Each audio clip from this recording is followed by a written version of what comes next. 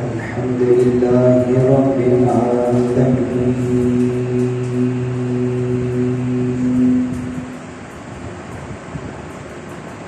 والصلاة والسلام على سيد الرسل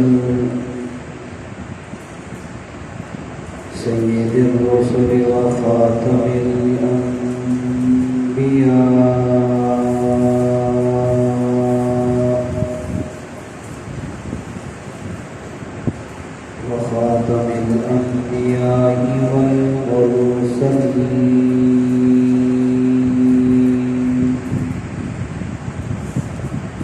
وعلى آله وأصحابه أجمعين.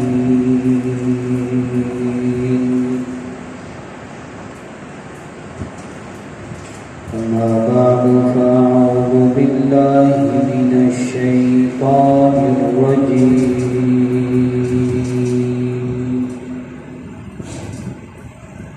بسم الله الرحمن الرحيم.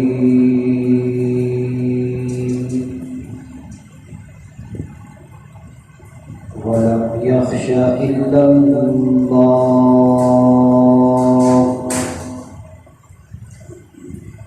قال تعالى في مقام آخر: قل هو الله أحد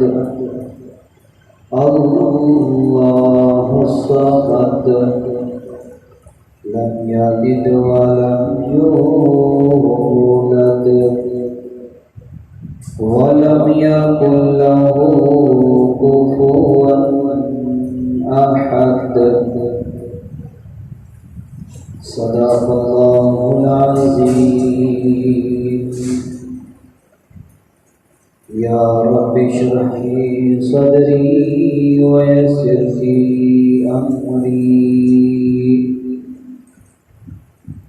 واحلل عقدة من لساني يفقه قولي. يا رب زدني علما يا رب زدني علما يا رب زدني علما.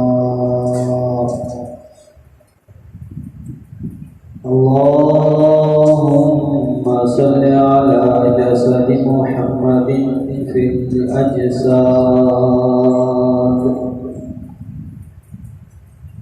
اللهم صل على روضة محمد في الرياض. اللهم صل على قبر محمد في القبور. اللهم صل على مدينة محمد في المدن. اللهم صل على بلد محمد في البلاد.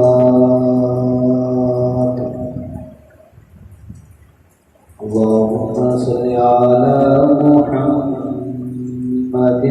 وعلى آله وأصحابه أجمعين.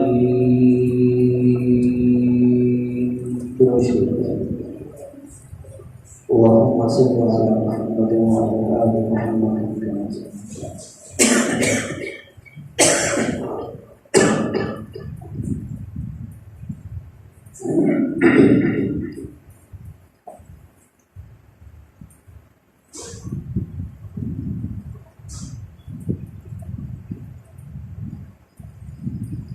انتہائی واجب التقریر واجب الاحترام معزز سامعین کرام. آگے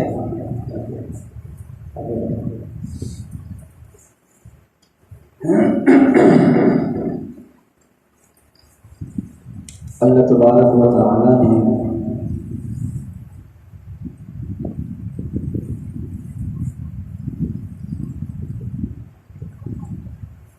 اس کائنات کو مقصد کے لیے بھیجا ہے، بنایا ہے.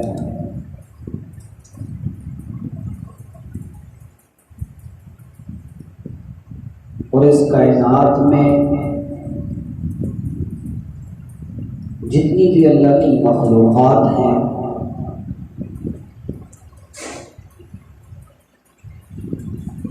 ان مخلوقات میں انسان کو سب سے اعلیٰ مرتبہ عطا فرمایا ہے۔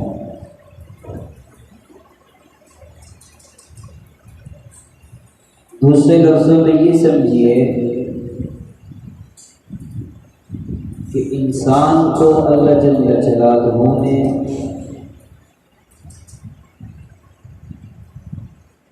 ساری کائنات کی مخلوقات کا سردار بنایا ہے۔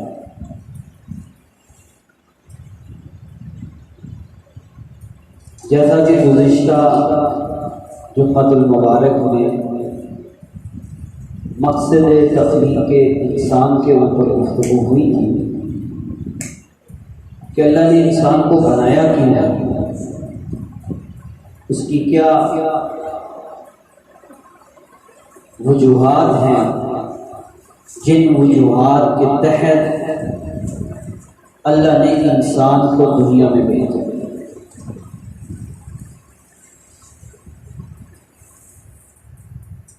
اگر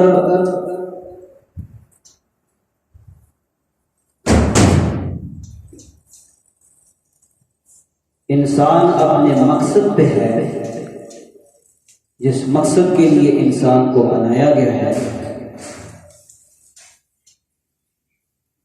تو پھر تو یہ ساری کائنات کی مخلوقات کا سردار ہے، سب سے اعلیٰ ہے۔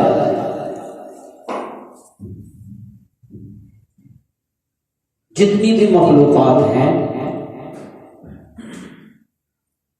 ان مخلوقات میں سے پہلا نمبر انسان کا ہے،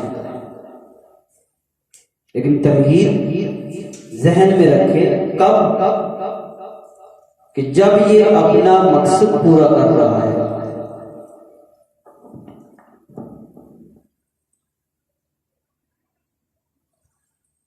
غالباً خلیفہ ہارون رشید کا واقعہ ہے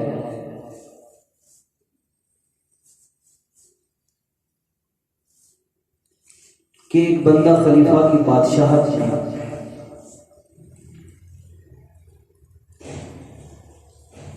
بیٹھا ہوا تھا اور 14ویں کا چاند چمک رہا تھا۔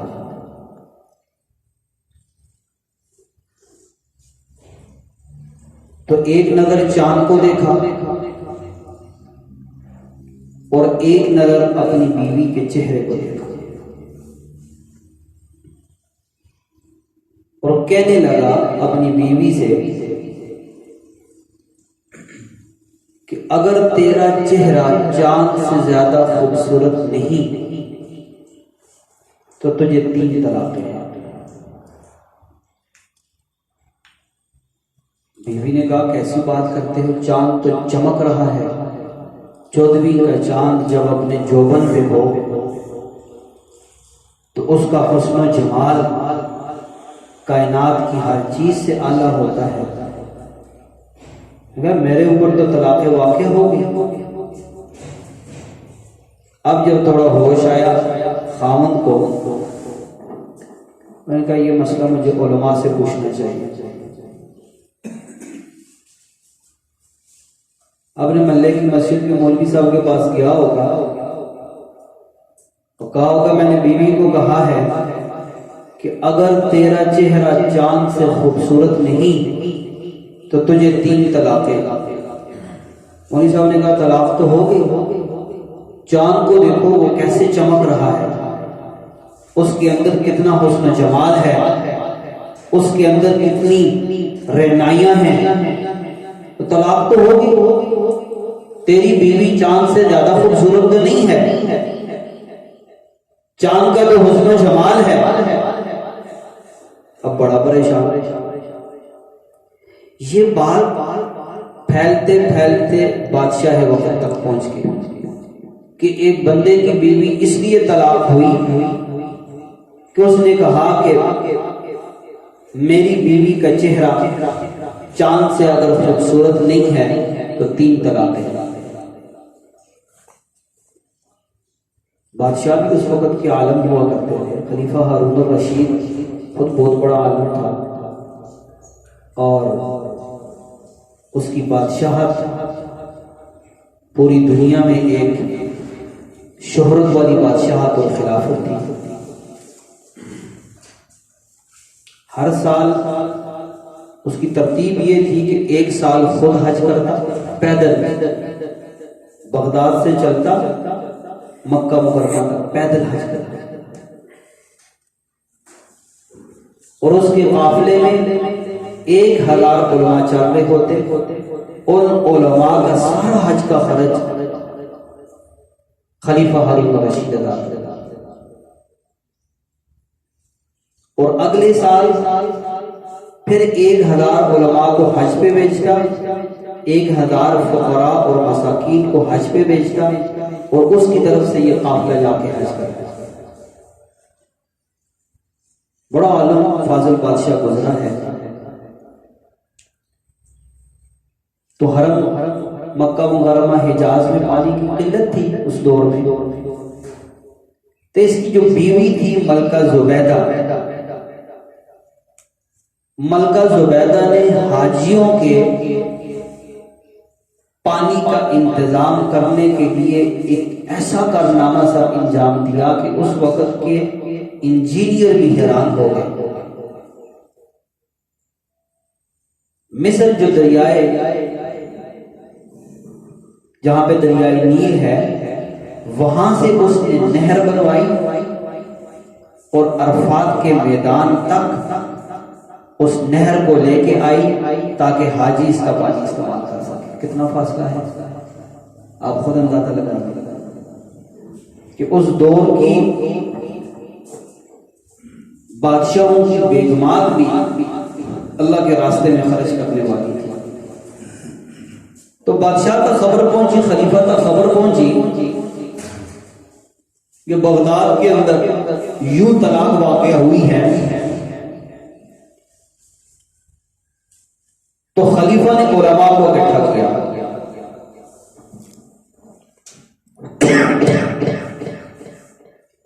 سارے علماء کے سامنے یہ مسئلہ رکھا.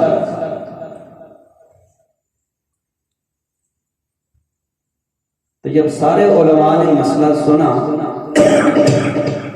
سب نے کہا کہ بیوی اس بندے پہ طلاق ہو گئی ہے، کیونکہ چاند سے تو زیادہ خوبصورت کوئی چیز ہے نہیں دنیا میں. چاند اگر یہاں مسجد موسیٰ کے صحن میں چمک رہا ہو تو آپ کو اس کی چمک نظر آئے گی. اگر ہری پور کے بازار میں کھڑے ہو کے دیکھوں تو چاند کی چمک تو میں وہاں بھی دیکھ سکتا ہوں. اگر میں کراچی کے شہر میں کھڑا ہو کے دیکھوں چاند کی چمک کو میں وہاں بھی دیکھ سکتا ہوں. غرض دنیا کا کوئی کنارہ ایسا نہیں کہ جہاں پہ انسان کھڑا ہو اور وہ چودھویں کے چاند کے حسن و جمال کو نہ دیکھ سکے. سب علماء نے کہا طلاق واقع ہو گیا. کونے میں ایک نوجوان سے عالم بیٹھے ہوئے تھے سر جھکا کے. تاریخ جن کو امام ابو یوسف رحمت اللہ علیہ کے نام سے یاد کرتے ہیں. امام ابو یوسف رحمہ اللہ امام اعظم ابو حنیفہ رحمت اللہ علیہ کے بڑے شاگردوں میں سے تھے، اور جو فقہ حنفی مرتب ہوئی ہے وہ ساری کی ساری امام ابو یوسف رحمت اللہ علیہ کی خصوصی کاوشوں سے، خصوصی کوششوں سے مرتب ہوئی. بادشاہ نے کہا مولانا صاحب آپ کا کیا خیال ہے؟ سارے علماء نے اپنا فتویٰ دے دیا ہے،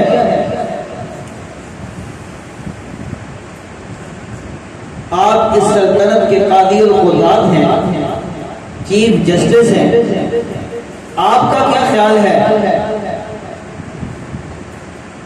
امام ابو یوسف رحمۃ اللہ علیہ نے سر اٹھایا اور سر اٹھا کے گویا ہوئے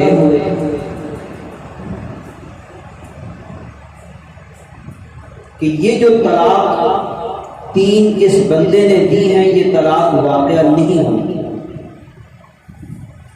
یہ عورت اس بندے کے اوپر ابھی تک حلال ہے، طلاق نہیں ہوئی۔ علماء نے بھی سر کھڑے کر دیے کہ آپ یہ کیسے کہہ رہے ہیں کہ طلاق واقعہ نہیں ہوئی؟ اس طلاق میں تو شرط آ گئی تھی کہ اگر میری بیوی کا چہرہ چاند سے زیادہ خوبصورت نہ ہو تو میری بیوی مجھ پہ طلاق ہے۔ امام صاحب چاند کو دیکھے، چاند چمک کتنا رہا ہے، چاند کے اندر حسن و جمال کتنا ہے، چاند کے اندر کمال کتنا ہے، چاند کے اندر روشنی کتنی ہے، چاند کے اندر چمک کتنی ہے۔ یہ کیسے ہو سکتا ہے کہ اس کی بیوی کا چہرہ چاند سے زیادہ خوبصورت ہو؟ یہ اس نے شرط لگائی تھی، اس شرط کے مطابق چاند زیادہ خوبصورت ہے، اس لیے طلاق واقع ہو گئی ہے۔ آپ کے پاس کوئی دلیل ہے تو دلیل سب نے لائی۔ امام ابو یوسف رحمہ اللہ نے فرمایا کیا آپ نے قرآن میں غور نہیں کیا؟ قرآن کیا کہتا ہے؟ والتین والزیتون وطور سینین وہذا البلد الامین لقد خلقنا الانسان فی بولو احسن تقویم۔ امام صاحب نے کہا ہے قرآن کو پڑھو، اللہ 4 قسمیں اٹھا رہا ہے۔ کتنی؟ 4۔ والتین، مجھے انجیر کی قسم ہے، جو پھل ہے ہم کھاتے ہیں انجیر کا پھل، جنتی پھل ہے، اس کی بڑی خصوصیات ہیں۔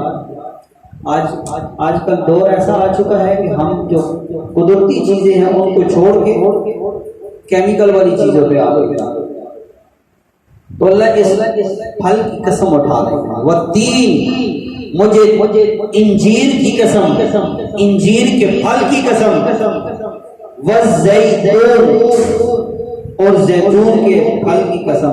یہ بھی پھل ہے زیتون کا، عرب اس کو بڑا استعمال کرتے ہیں، ہمارے ہاں تو اس کا استعمال نہیں ہے، بڑا فوائد کا حامل ہے یہ پھل بھی۔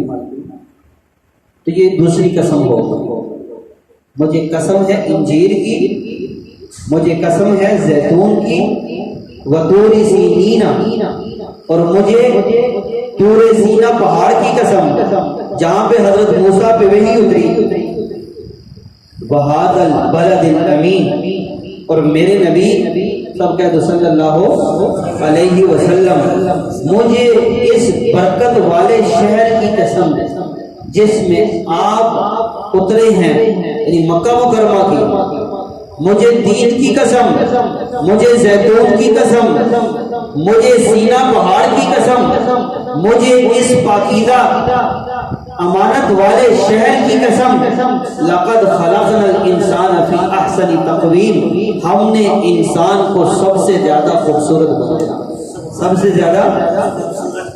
امام صاحب نے کہا ہے تم کہتے ہو چاند خوبصورت ہے، میرا اللہ اگر قسم نہ اٹھاتا، بغیر قسم اٹھائے یہ آیت نازل ہو جاتی کہ ہم نے انسان کو خوبصورت بنایا، پھر بھی ہمارے لیے قرآن کی یہ آیت معتبر ہوتی، لیکن اللہ نے قرآن میں 4 قسمیں بیان کر کے انسان کی خوبصورتی پہ گواہی دے دی۔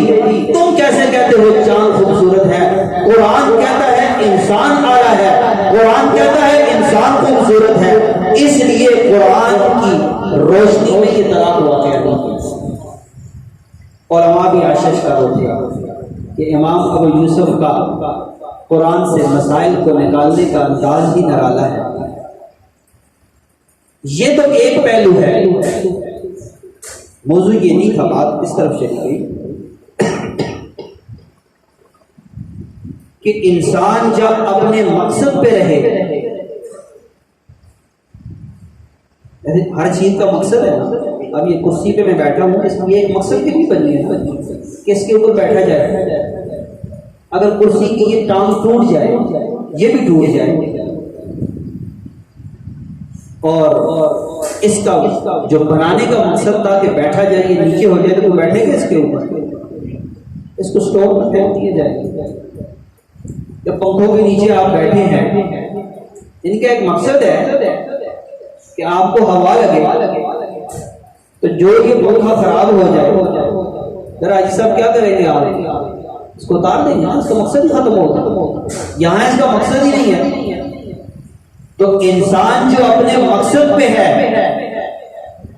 تو پھر تو فی احسن تقویم ہے، کائنات کی ہر چیز سے اعلیٰ ہے، کائنات کی سرداری کا تاج انسان کے سر پہ ہے. لیکن جب یہ اپنے مقصد سے ہٹا، اپنے مقصد کو چھوڑا، وما خلقت الجن والانس الا لیعبدون، اللہ نے کہا مقصد میں بتا رہا ہوں، تمہارا دنیا میں آنے کا مقصد میری عبادت ہے، میری توحید ہے، میری وحدانیت کا اقرار کرنا ہے. تو جب انسان اپنے مقصد سے ہٹ جائے تو ایک طرف تو مقصد پہ چلنے پہ اللہ نے ساری کائنات کی سرداری کا تاج اس کے سر پہ رکھا. اللہ نے اسے مسجود ملائکہ بنایا. جبرائیل سے کہا تو بھی اسے سجدہ کر، اسرائیل سے کہا تو بھی سجدہ کر، میکائیل سے کہا تو بھی سجدہ کر. اور دوسری طرف جب مقصد سے ہٹ گیا، اللہ کا قرآن کہتا ہے اولئک کالانعام، یہ لوگ جانور ہیں، بل ہم اضل، بلکہ جانوروں سے بھی بدتر ہیں، جانوروں سے بھی مقصد چھوڑ دیا، اپنے مقصد سے ہٹ گئے. تو اللہ نے کہا میرے بندے، تیرے دنیا میں آنے سے پہلے عالم ارواح میں میں نے تم سب کو اکٹھا کیا تھا. عالم ارواح میں سب کو، آدم سے لے کے آخری انسان تک جو قیامت کے آنے سے پہلے تک دنیا میں آئے گا، سب کو اللہ نے اکٹھا کیا تھا. اور اللہ نے سب کو اکٹھا کر کے ان سے پوچھا الستو بربکم، الستو بربکم، کیا میں تمہارا رب نہیں ہوں؟ کیا میں تمہارا رب نہیں ہوں؟ ہم سب نے وہاں اقرار کیا تھا، قالوا بلا، بے شک تو ہمارا رب ہے، بے شک. اللہ نے پہلے توحید کا اقرار کروایا، اور دنیا میں آنے سے پہلے ہماری روحوں کو اکٹھا کر کے اللہ نے فرشتوں کے سامنے ہم سے اقرار کروایا کہ تمہارا رب میں ہوں، تمہارا پالنے والا میں ہوں، الحمدللہ رب العالمین، تمہارا ہی نہیں سارے جہانوں کا پالنے والا میں ہوں، تمہیں پیدا کرنے والا میں ہوں. الذی خلقکم، جس نے تمہیں پیدا کیا، تم سے پہلے آنے والوں کو پیدا کیا، اور ساری کائنات کو پیدا کیا. اب اللہ نے کہا یہ میری توحید ہے، میری توحید پہ تم نے قائم رہنا ہے. یہ نہ ہو دنیا کے اندر جا کے کہیں گائے کے سامنے ہاتھوں کو کھڑا کر دو، یہ گاؤں ماتا ہمارا رب ہے، ان کی طرح تو گائے کو اپنا پجاری بنا کے بیٹھے ہیں. اللہ نے کہا کہ یہ نہ ہو کہ سورج کی چمک کو دیکھ کے سورج کے سامنے اپنے ہاتھوں کو کھڑا کر دو کہ سورج میرا رب ہے. کہیں ستاروں کو دیکھ کے ستاروں کے سامنے اپنا ہاتھ کھڑا کر دو کہ ستارے ہمارا رب ہیں. اپنے ہاتھوں سے بتوں کو بنا کے ان کے سامنے اپنے ہاتھوں کو کھڑا کر دو کہ یہ ہمارے رب ہیں. اللہ نے کہا لا الہ الا اللہ. بولو یار, لا الہ الا اللہ, لا الہ الا اللہ. اللہ نے پہلے اپنا نام نہیں لیا, اللہ نے نفی کی سب کی. لا, کوئی بھی نہیں ہے. جس کسی کو خالق سمجھو گے رب کے علاوہ توحید سے نکل گئے. جس کسی کو اپنا مالک سمجھو گے توحید کے علاوہ, اللہ کے علاوہ توحید سے نکل گئے. اللہ نے کہا لا, دنیا میں کوئی بھی نہیں ہے, نفع کوئی نہیں دے سکتا, نقصان کوئی نہیں دے سکتا, تمہیں پال کوئی نہیں سکتا, موت کوئی نہیں دے سکتا, حیات کوئی نہیں دے سکتا, الا اللہ, الا اللہ. یہ توحید ہے. اس کا اللہ نے اقرار کروایا تھا. ارے یہ مقصد تھا ہمارا دنیا میں آنے کا, کہ اللہ کی توحید کے ترانے اور اللہ کی توحید کے کو اپنے دلوں کے اندر بسانے کی کوشش. لا الہ الا اللہ, اللہ سے سب کچھ ہونے کا یقین. اللہ سے بولو یار, اللہ سے سب کچھ ہونے کا یقین. ہمارے تبلیغ والے کہتے ہیں نا, مخلوق سے کچھ نہ ہونے کا یقین. اللہ کے حکم کے بغیر یہ ہمارے دلوں میں, یہ ہمارے دلوں میں. ارے توحید تو یہ ہے, اللہ کہتے ہیں ولم یخشا الا اللہ, اللہ کے علاوہ کسی کو خوف نہ ہو, اللہ کے علاوہ کسی کو خوف نہ ہو.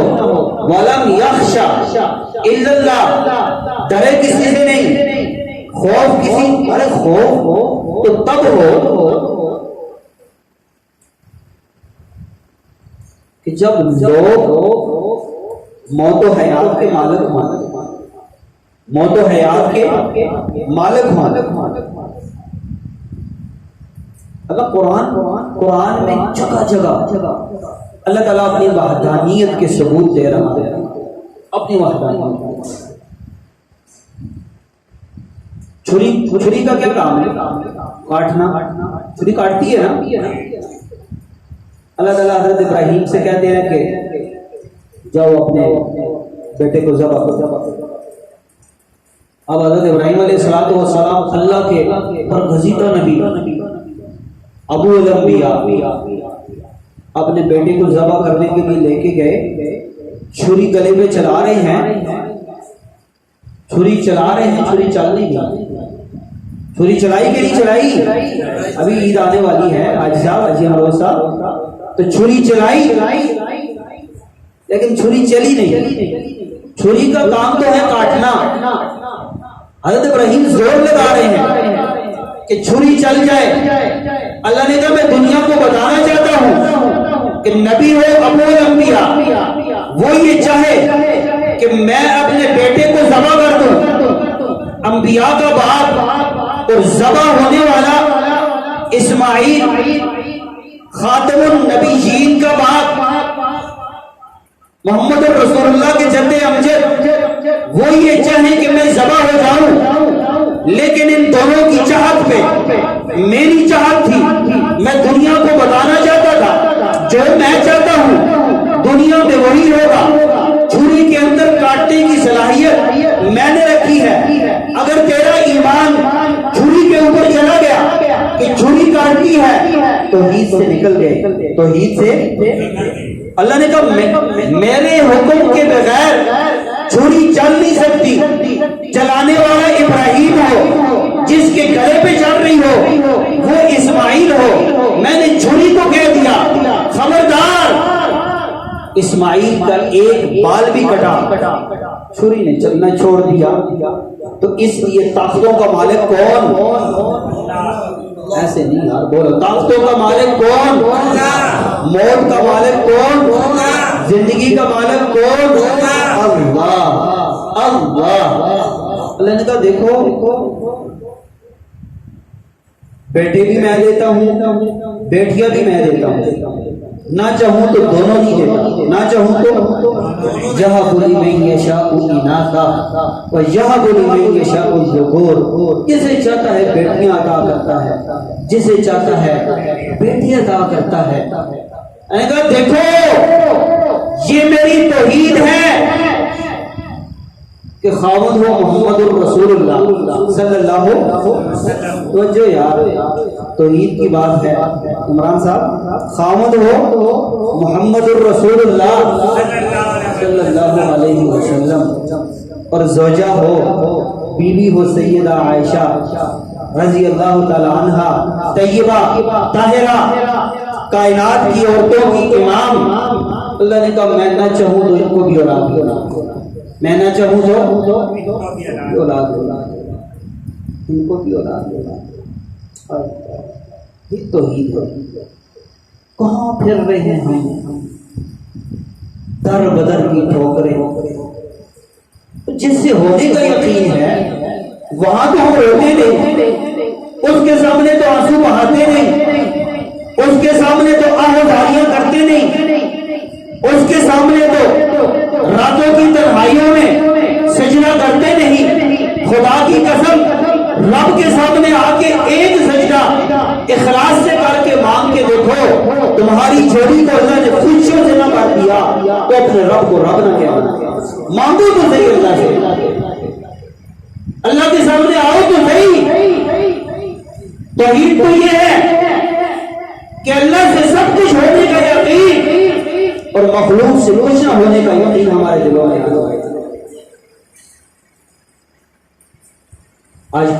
آج مسلمان بھی اس راستے سے ہٹ گئے. ہمیں غیروں سے ہم نے امیدیں لگا لی. حضرت ابراہیم علیہ السلام نے فرمایا تھا یہ جن سے تم امید لگائے بیٹھے ہو نا، ما لا یبصر ولا یغنی عنک شیئا، نہ یہ دیکھ سکتے ہیں، نہ سن سکتے ہیں، نہ نفع دے سکتے ہیں تمہیں. اس لیے سب کو توڑ دیا، سب کو توڑ دیا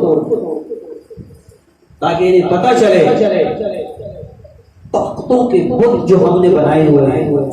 اس وقت وہ بتوں کو سجدہ کرتے تھے، بتوں کو معبود بنایا ہوا تھا.